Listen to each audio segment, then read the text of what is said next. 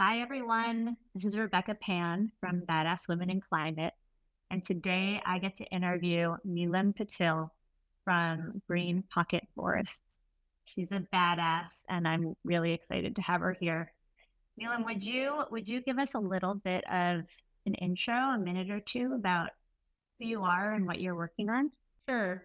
Hi, everyone. My name is Neelam Patil. I am the founder of Green Pocket Forest. I came to this work by way of being a science teacher, an elementary science teacher, and wanted to do something good for the planet. My students told me they're sick of learning about climate change and they want to do something. And so here we are. I found this project. I plant Miyawaki forests, and I've planted them in schoolyards and cities and private property. And it is the fastest growing method of growing trees in the world. And I also received an award in Time Magazine for Innovative Teacher of the Year for this project that I did at my school. I love that. And you're in California. You're currently working at Newark Unified School District, which is right across the water from Palo Alto for people that aren't familiar with where Newark is. And have you done Miyawaki projects at your current school? We are Is that planning an 8,000 square foot Miyawaki forest in my current school. Yes. Very excited. amazing?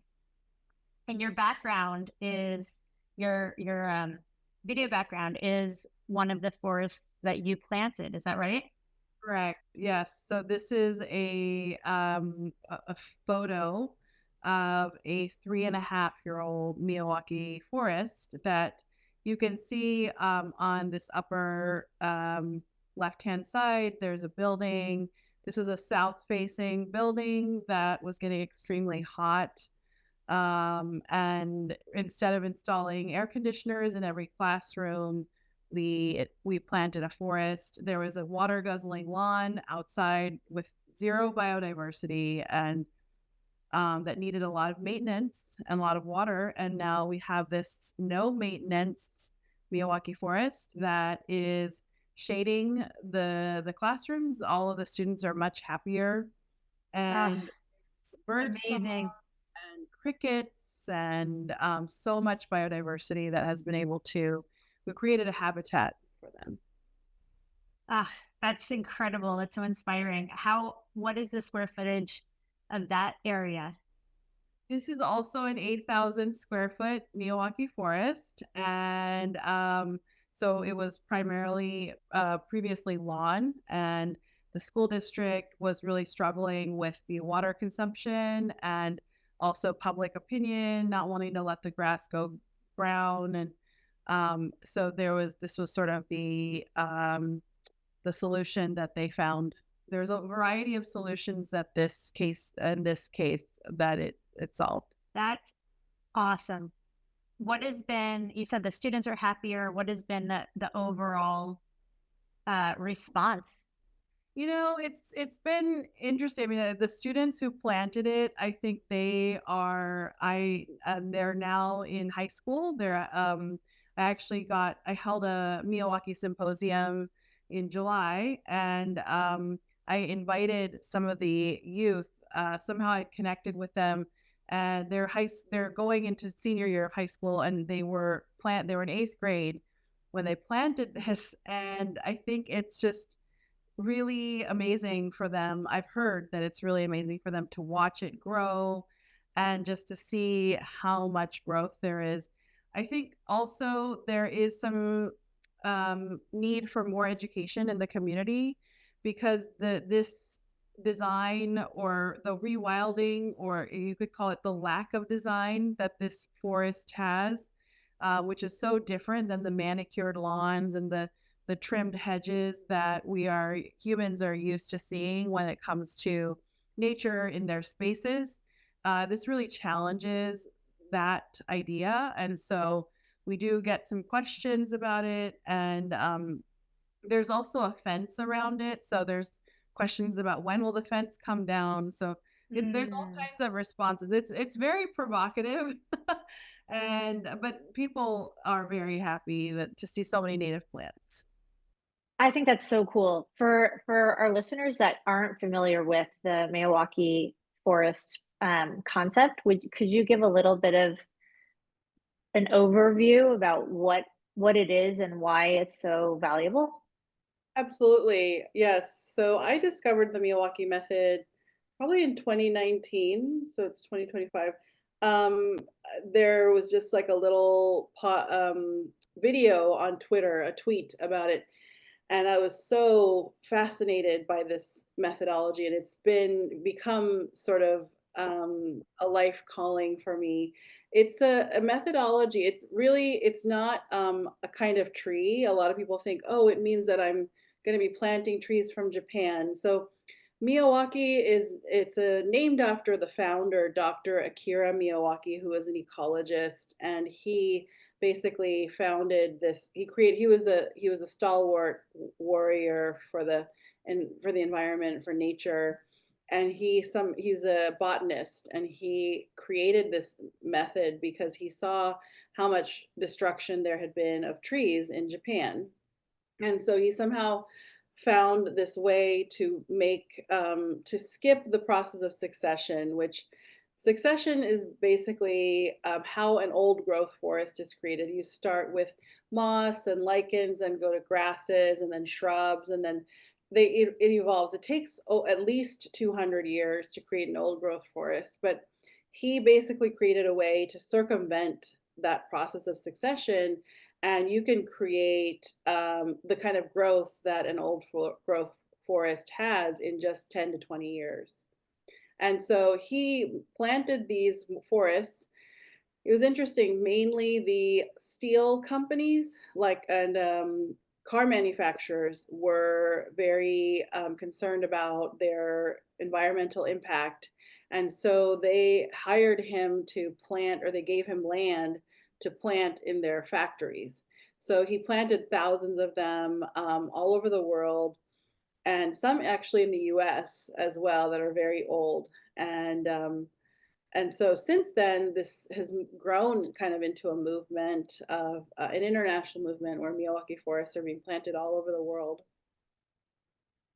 That's incredible.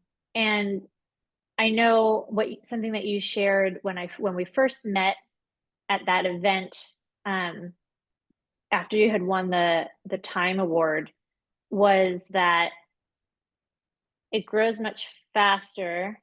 It grows much the the survival rate of each of the plants is much higher. Um, and the biodiversity that it cultivates not only in the plants but also in the overall habitat, the wildlife that comes is much greater than in a typical environment, at least of that age. Is that all right? Yes, absolutely. So what you, and I have a whole slide deck about this, what you know may notice in urban forestry or in urban landscaping, which, basically that means what you see in a city where humans are in charge.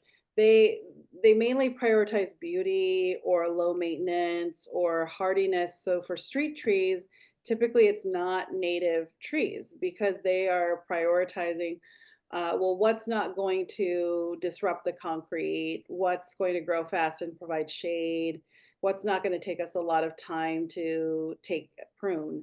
And so typically, if you can go even on calscape.org, which is a wonderful database of native plants and all of the biodiversity that each plant supports, it's really fascinating. Just one native tree or one native shrub can support hundreds of different types of moths and butterflies and birds. And so it's just very important for us to do this work because unfortunately we are in a biodiversity loss scenario crisis, actually, where we're losing, for example, the population of birds has declined by 2 billion just in the last 50 to 60 years because of human intervention, meaning we cut down too many trees, and so their birds just don't have a place to live. So the kind of plants that we're choosing, the species selection that we're doing here is very different than in what I would call human centric urban landscaping, which is mainly about maintaining beauty for the human eye. And also, we would notice that a lot of species are flown in, and it's like sort of this mindset. Oh, it's so exotic. I found this Japanese maple. I'm planting something from Japan in my garden. Well, but that Mm, doesn't really take into account uh, the all the biodiversity that is living here in wherever you are, and they will not host. They will not eat those leaves. They will not reproduce unless it's something that they know. mm. So you're basically cutting out you're demolishing their known habitat that where we would flourish just because of human sensibilities of beauty. So the Miyawaki method really does challenge all of that. Yeah, that's interesting. I hadn't thought about the fact I knew, if you bring in exotic, kind of ornamental plants and trees, that you can cause invasive species from like 1/100th of the time, which is frequent. And but I didn't think about the fact that those plants would not not really connect into the web of the local ecosystem. That's fascinating because there's so many. I know there's like in the Bay Area, there's so many African sage and jacaranda, which is not native. Like there's so many plants and trees and species that are not native that are very common. Yes, absolutely. And it's definitely not supporting the local birds or butterflies or bees. We have seen so much biodiversity just within 6 months of planting this microforest. And it would be called a microforest just to define some terms because it's a little mini pocket forest that's you can, and a lot of times, just I'm while I'm on this topic, people often ask me, well, how much space do I need? How can I do this? I want to do this.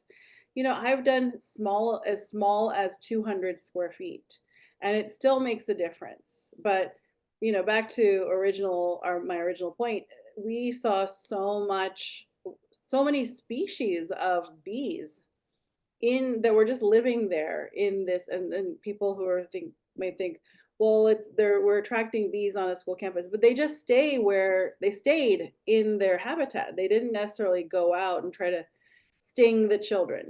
So I feel like there's so many myths that we need to debunk, and so many sensibilities that we need to challenge. I Yeah, realized since doing this work.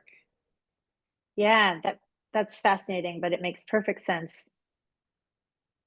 Could you give a little bit of um, your background, your story, and if there was kind of a moment when you became a climate person, or if this is just, you've been a climate person your whole life? I have. I look back and I look at I so I also have a film degree just like your social media team, and my thesis film was called Sonia Cools the World. I made it in 2006, and it was about a mad girl scientist who predicts a heat wave that nobody believes is coming, and she invents a cool suit that doesn't need electricity, and she tries to sell it and nobody wants it, but then it's a climate change comedy. And then the heat wave hits and all the air conditioners break, and the humans show up at her door as sweaty zombies, and then she hands out all the cool suits, and then they all go dancing down the street. So that was me 20 years ago. So That's amazing. Yeah, I was always concerned. I've always been I'm an activist. I've been an activist since I was in my youth and in college, and I fought against racism and classism and fought for a more just society. I worked with the bus riders union in Los Angeles, which is a anti-racist anti-racist organization that focused on transportation as a human right. And then I became a school teacher just because I felt like I wanted to impact the minds of our youth, and I think that I have. So yeah, I've been a That's school fantastic. since 2000, so very long time. Is your film available anywhere? Could we link to it in the show Yeah, notes? yeah. It's Amazing. called Sonia Cools the World. That's fantastic. Yeah, I'll ask Marcella to link to that, and also Calscape was the other resource. Calscape.org is a wonderful native plants database that everyone should know. And you can actually just type in your zip code and it will give you a whole list of all the native plants that grow in your area. So if anyone wants to do this methodology, if they have their, their backyard, they want to plant a little Miyawaki forest, or they just want to replace their water guzzling lawn with native plants, you can go on that website, and then it even links to nearby nurseries where you can get native plants. That's great.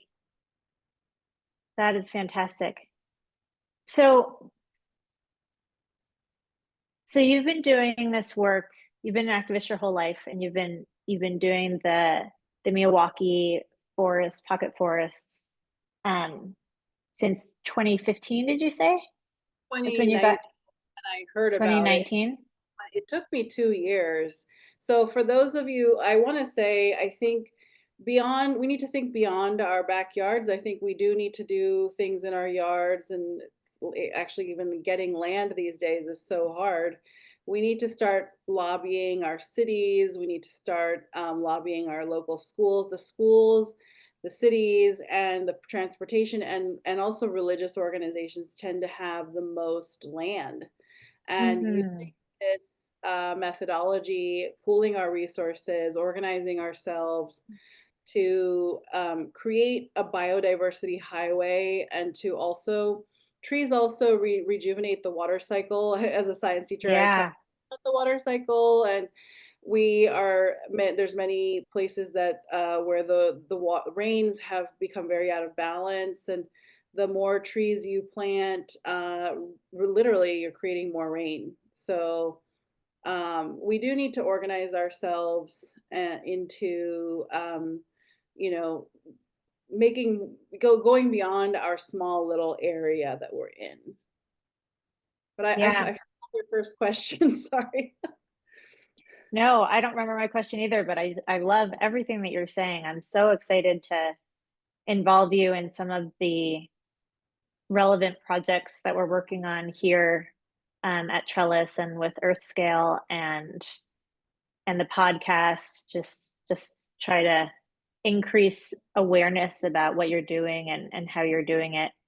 Is there data? I'm sure there's data for everything, but do you have a sense for, we're emitting this much carbon dioxide, and the Miyawaki forest movement, if it really proliferated, could turn the tide on 10%, 20%, 30? Do you have? We have data. It's from India. They actually studied carbon sequestration, and even the carbon sequestration per acre of Miyawaki forest that's planted is much better than other methodology traditional. So if you go to, like the traditional methodologies of forestry, even the big forestry organizations, they typically tend to plant monoculture species, meaning let me plant all one species in this 100 acres. And that's not how nature works. Nature is random. Nature is diverse. It's biodiverse. So that's what the Miyawaki forest does. It sort of creates this. It circumvents succession. So it gives you all of the diversity, or at least a framework of diversity that that would need, it creates a springboard for growth. And so yes, I don't have the numbers, but I'm happy to link. I'm happy to give you the paper that was done by Toyota actually to study, and it was done by academics in India, and they studied carbon sequestration. And the Miyawaki forest is very, very effective. Yeah, it's so cool. So people can do this. After I met you, I read a book about the Miyawaki method and how it's proliferated around the world, and so I know you introduced me to it. I never heard of it before I met you, so I'm very grateful to have connected with you at Yeah, that. my goal is to write a book to the next book. Excellent. I will read it. I'll read the Okay. shit out of it. That would be awesome. Um, so so people can do it themselves. It's not that hard. There is like a specific methodology about how you prepare the ground and how you add mulch and how you pick the plants and um but it doesn't seem that hard. It seems doable. It does seem hard, but it doesn't seem It's hard, but it's doable. impossible. You do need some guidance. I wouldn't just go out and do it. My nonprofit, Green Pocket Forest, so we just, like I said, we just held this symposium where the Japanese visited my forests, the founders of the Miyawaki Forest movement, so amazing. Dr. Kazue Fujiwara and Dr. Elgene Box, both of whom worked with Dr. Miyawaki for over 40 years. And speaking of badass women, Dr. Fujiwara never actually got a PhD, but she just did so much work that her university gave her a PhD. So they just call her that because she's so cool. So that's and I'm gonna so they add that to my bucket list. yeah. Goals. Yeah, well, she worked in the university for 40 years, and then it's I think within 10 years she had gotten they gave her a PhD. But she is like the world's foremost leading authority on Miyawaki forests, and she came to California and lectured. And they also did what's called a releve, which is a plant survey of an old growth forest here, right here in Oakland, and they came up with a guiding list, a species list that we're going to publish this fall. And so to give everyone some guidelines on how to move forward with this methodology. And Dr. Fujiwara, in spite of making the list, she told everyone, talk to Neelam, work with her. The Miyawaki forest is not that easy. You have to get some guidance. So there are some simple steps where you want to select your site. It should get full sun, and it should be at least 200 square feet. Ideally, it's 1,000 square feet or more. You could replace a lot of water guzzling lawns. In the project we're doing now at my school, we're essentially creating a nature barrier between the playground and the busy street. And so we have a lot of grass that needs irrigation, which breaks regularly. So the buildings and grounds people are super happy to like take all that out and let us plant and save on their water bill. So that's the kind of, you have to engage in site selection. You also have to be an advocate. Like you have to be willing to be persistent and advocate and go out and convince a school principal to champion this cause, or go out and convince a priest or like the head priest who maybe have 100 acres or something somewhere, and it's just sitting there, and then once you have your site, you're going to need to fundraise, because then you need to buy native plants eventually, and you need to also till the soil. You do heavy preparation of the soil, and we have run into people who say, well, we shouldn't till, I don't want to disrupt soil bacteria that's there. Unfortunately, we've found in city soil, it's very bankrupt of any nutrition. So you do need to Hmm. till the soil, and you want to till it to at least 12 inches, if not 18, and then you need to amend it with compost and different soil amendments. And then before that, you would want to do your species selection, which we're going to assist people with. And you want to source the native plants and make sure, oftentimes they say the best laid plans of men often go awry. You may have this plant list and then you go to the nursery and they don't have it. So you also have to balance your list with what's available. And we're facing that with another project in Monterey that I'm working on. And, she was like, well, whatever you put on the list, it's just not available. We'll have to can we do this and that? Can we adjust it? Mm. So then then once you get all your plants secured, you till the soil, you have to source compost, you have to source mulch, and then you also want to coordinate and organize a planting festival where you call the community and you call the media and you invite school children, whether they're on a field trip from a local school or it is at their school, and you want to involve the teachers, or maybe if you're doing it at the city or a church or in a tech campus, you invite the community, and you definitely want to have children around.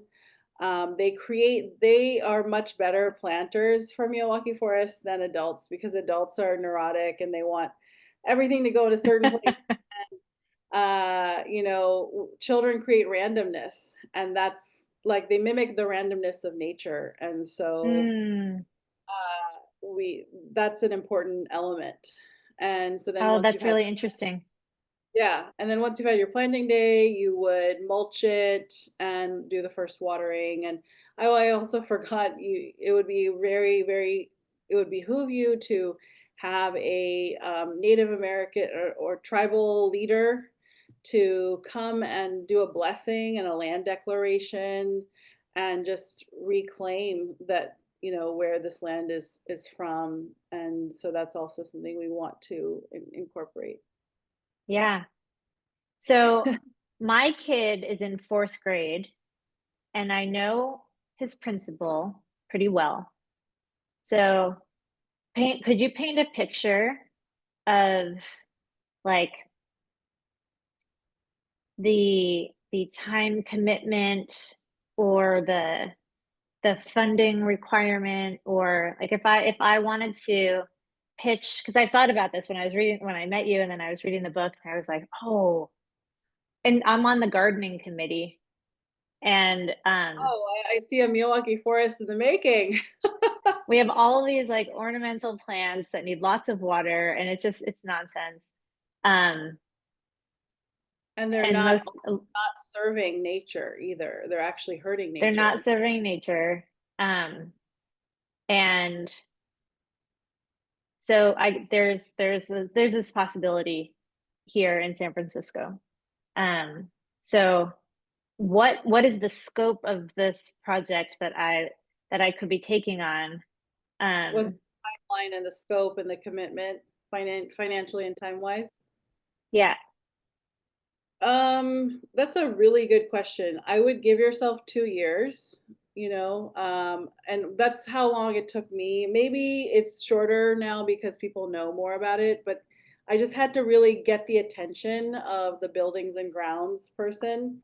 So even if you know your principal, the principal is a really great way to start, a great place to start, and then they can sort of champion it and take it up the ladder, and you're going to have to get agreement from whoever's maintaining those plants. So sometimes with schools, the buildings and grounds department has an agreement with the school where the parents maintain it, in which case you have say, and you can just, you can schedule the planting as, as and when the permission comes from the school district, from the principal. But if the school district itself is maintaining it, they may have irrigation lines and, things that they may not want to be messed with. You have to collaborate with them, you have to make friends with them, and you have to present to them all the benefits they're going to get. Like, look, this is going to take maintenance off of your plate, because Miyawaki forests create their own self-sustaining ecosystem. You don't need to take a leaf blower and blow the leaves every year, because the leaves will be eaten and become nutrients. because the soil is so Mm. healthy.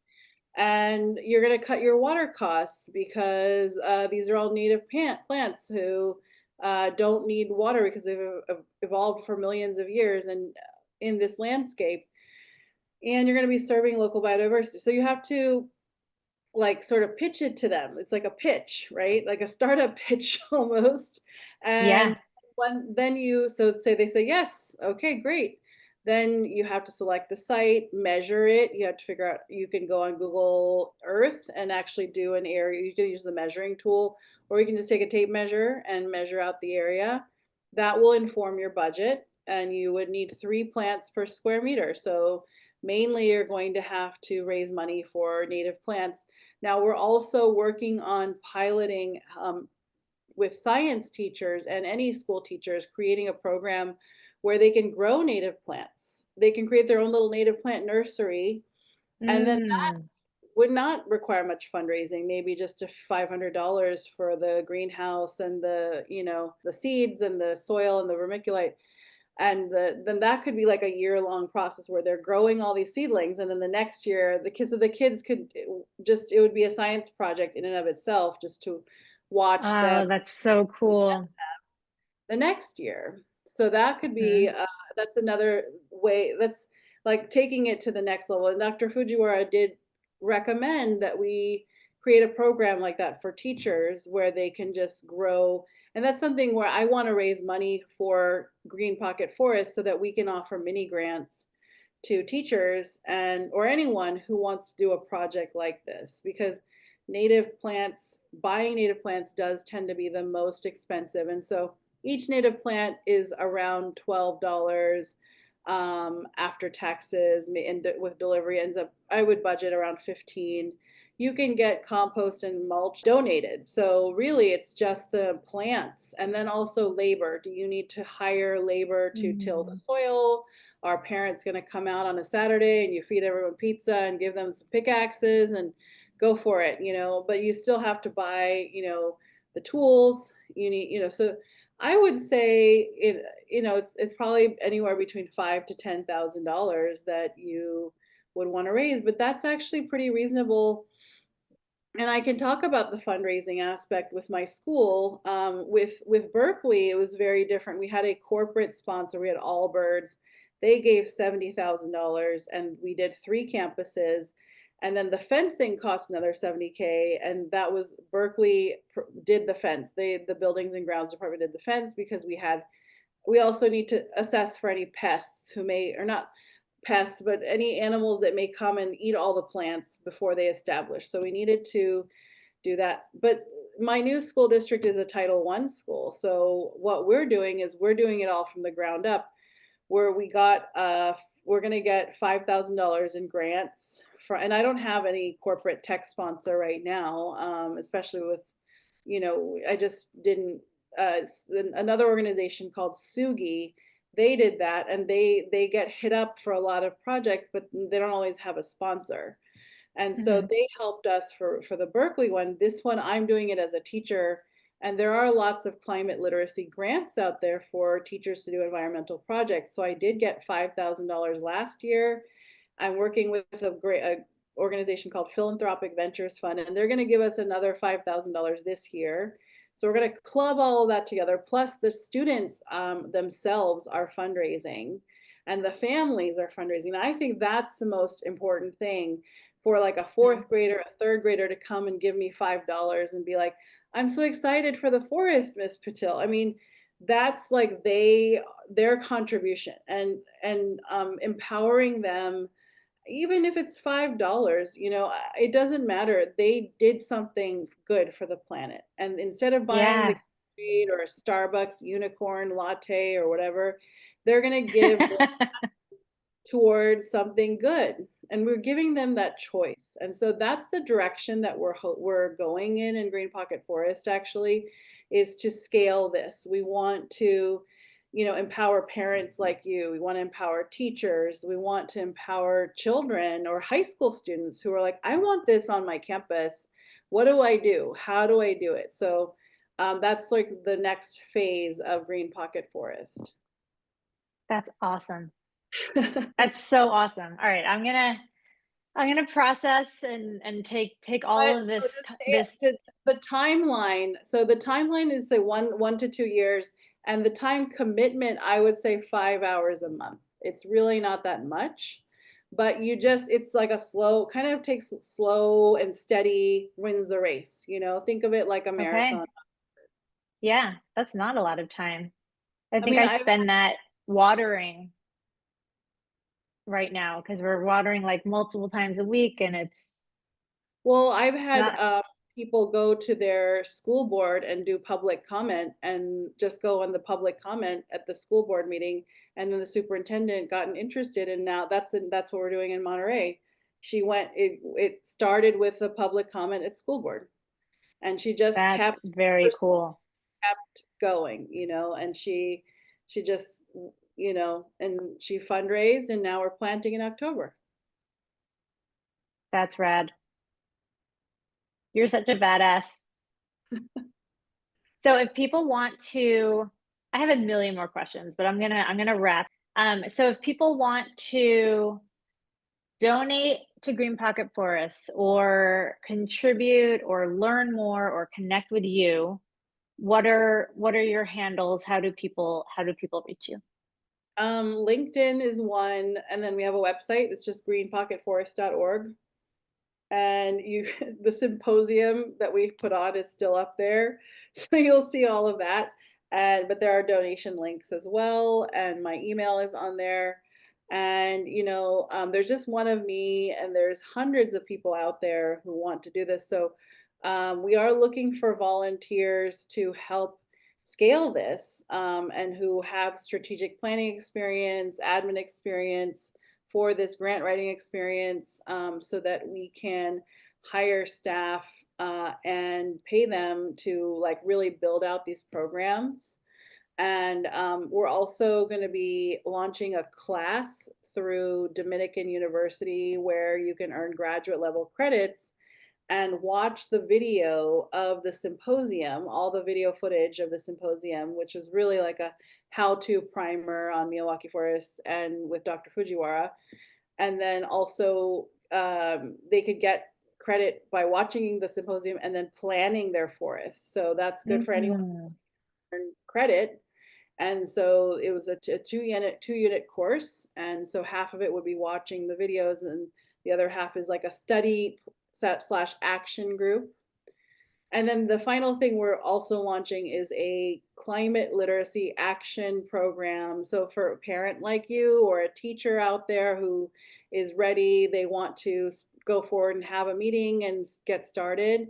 We're going to, they can either take the class, and if they don't want to take the class, they can just, do this program. It's going to be like a year-long thing where we meet once a month and we collaborate. And I mean, the other thing is the Green Pocket Forest really needs to raise a lot of money so that we can give it out for mini grants to schools, and then also just fundraise, train others to fundraise. I'm very good at fundraising, so I don't mind doing it.